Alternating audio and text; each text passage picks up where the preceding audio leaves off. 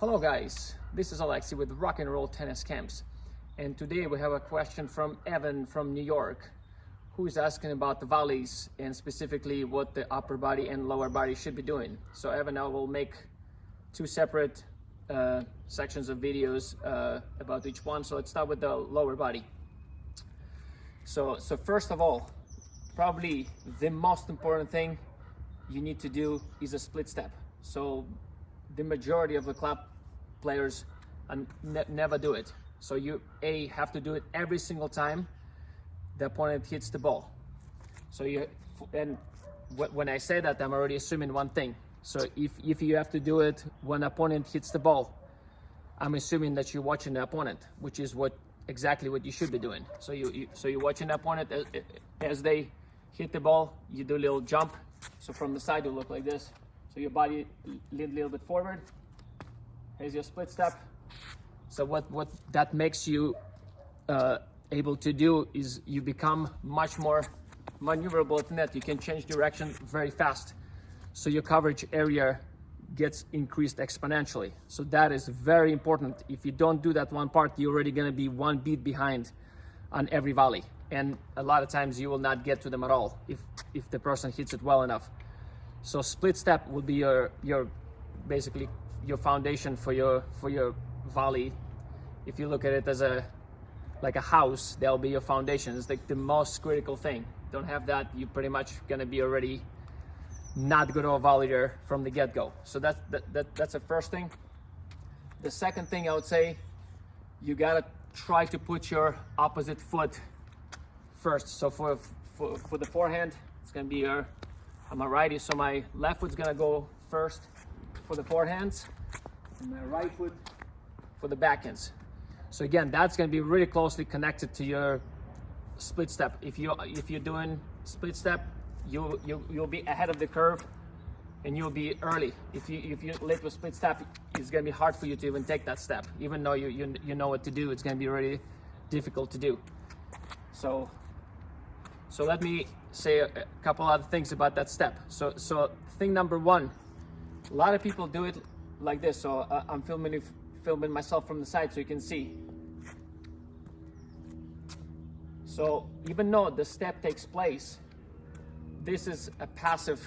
This is basically what I call, it's just for show. That's acting. It has no functional use whatsoever. So that step needs to be what I call an advancing step. So where you're carrying your upper body forward. To see all the energy is gonna come from so right here, it's my forehand. So from my right leg. So I'm loading my right leg right here, and that energy gets transferred into the volley. So that's assuming I have time. Obviously, when somebody hits it really hard and you just out of options, you just have to block it. But given you have a little bit of time, you take that step. You always create a counter momentum to the ball. So you shouldn't be going backwards. So always should be going forward. And one more thing about that step is what a lot of people do wrong. You have to time that step exactly to the volley. So you can't be putting that leg really early in advance and then do it. So what that step allows you to do, it's power, like we just talked about. You're transferring your body, using the body as a leverage. You're going right against the ball.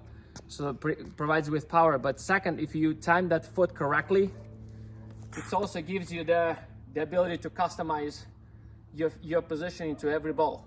So if you step right at the ball, you know exactly where it is, and you step exactly per order. So I'll do it from this side so you can see. So if the ball comes right to me, I can step forward here. If it goes a little bit to the side, I can step here. If it goes really wide, I'll go wide. So see, I can put it in a ton of different places.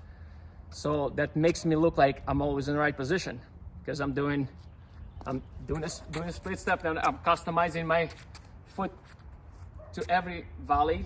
But it's also in providing that right timing, I'm also transferring some energy back into the ball. So I'm redirecting, all attention comes to me, I'm redirecting it back. All right, guys, so that's a kind of a brief summary. Let me know if you have any more questions about this. I mean volleys are pretty important for all the, you know, club players or advanced players, but at the club level, most people don't do these things, and they just struggle immensely with their feet. So yeah, let me know if you need any further explanation about anything. Otherwise, go rock the courts.